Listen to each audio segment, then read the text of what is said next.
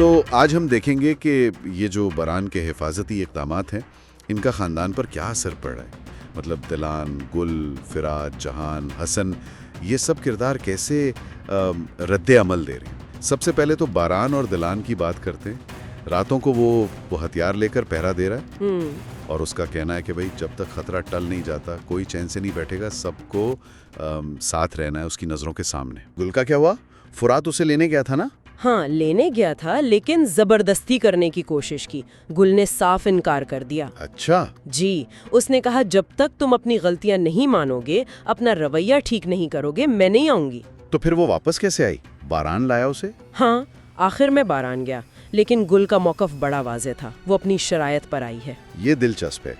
ये सब छोटे छोटे वाक़यात भी इसी मरकजी कश्मकश का हिस्सा है, हिफाजत और आज़ादी के दरमियान जंग।